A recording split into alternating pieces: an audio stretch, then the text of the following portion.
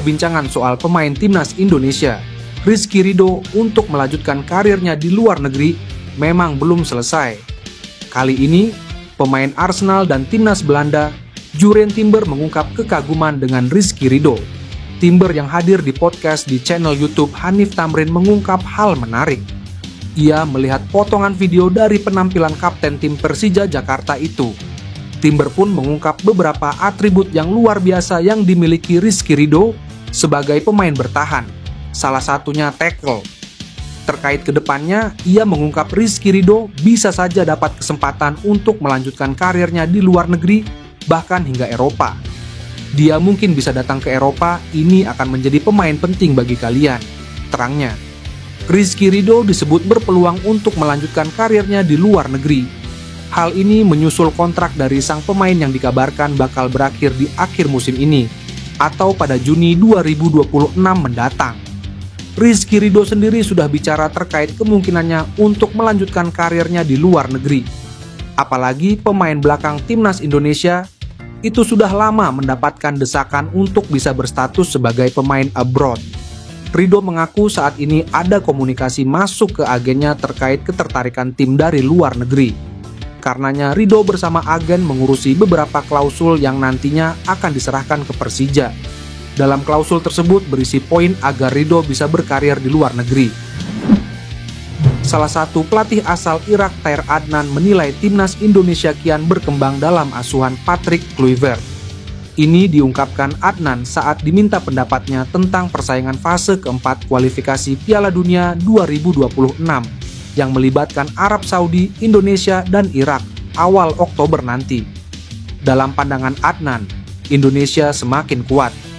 Skuad tim Merah Putih saat ini dinilai tak sama lagi dengan skuad saat tampil di fase kedua, kualifikasi Piala Dunia 2026. Misi timnas Irak dalam playoff akan sangat sulit. Indonesia akan berbeda dari sebelumnya di Piala Asia, karena telah berkembang pesat di bawah pelatih asal Belanda, Patrick Kluivert, yang telah mengubah bentuk tim secara signifikan, kata Adnan. Karena itu, kunci Irak bisa meraih tiket ke putaran final Piala Dunia 2026 tergantung kecerdikan pelatih Graham Arnold. Keputusan-keputusan pria asal Australia ini dinilai jadi kunci. Sorotan kembali tertuju pada rencana naturalisasi pemain keturunan untuk timnas Indonesia. Kali ini nama striker klub Serie A, Bologna FC, Theis Dallinga, yang disebut-sebut memiliki darah keturunan Indonesia dari kawasan Tanjung Priok, Jakarta, mencuat sebagai kandidat terkuat. Langkah PSSI mengincar Dallinga bukan tanpa alasan. Pasalnya, striker naturalisasi sebelumnya, Ole Romeni, mengalami cedera serius saat membela Oxford United dalam laga pramusim melawan Arema FC di ajang Piala Presiden 2025. Akibatnya, striker andalan timnas Garuda itu harus absen panjang, termasuk tidak bisa bermain di babak lanjutan kualifikasi Piala Dunia 2026 zona Asia. Dalam situasi darurat tersebut, PSSI kabarnya bergerak cepat. PSSI dikabarkan tengah mengincar striker kelas A dari klub Serie A Italia, dan sosok itu adalah striker Bologna, Theis Dallinga. Theis Dallinga lahir pada 3 Agustus 2000 di Groningen, Belanda. Saat ini sang striker masih terikat kontrak dengan Bologna hingga 30 Juni 2028. Dengan tinggi 185 cm, dia terkenal sebagai penyerang andal dengan naluri mencetak gol tinggi. Pemain ini juga memiliki nilai pasar fantastis. Transfermarkt mencatat harga pasarnya mencapai 208,58 miliar rupiah. Jika dia menjadi sah menjadi WNI, akan menggeser Jay Ijes yang berbanderol 130 miliar rupiah sebagai pemain termahal di timnas Indonesia. Jika Dallinga benar dinaturalisasi, kehadirannya akan membawa kualitas Eropa ke lini depan Garuda. Dengan gaya bermain agresif dan pengalaman di Liga Top Eropa, ia bisa menjadi solusi jangka panjang lini serang timnas Indonesia. Bila proses naturalisasi Dallinga berjalan lancar, publik sepak bola Indonesia boleh berharap banyak dari duet lini belakang dan depan yang sama-sama berstandar Eropa. Patrick Kluivert tahu betul orang-orang Indonesia gila bola dan menaruh harapan besar buat timnasnya. Kluivert menikmati tekanan itu. Timnas Indonesia kini melangkah ke ronde keempat kualifikasi Piala Dunia 2026 zona Asia masuk di grup B. Skuad Garuda akan jalani ronde keempat kontra Arab Saudi pada 9 Oktober dan Irak pada 12 Oktober. Marcelino DKK harus juara grup demi mengunci tiket lolos ke Piala Dunia. Minimal harus finish kedua untuk bisa lanjut ke ronde kelima.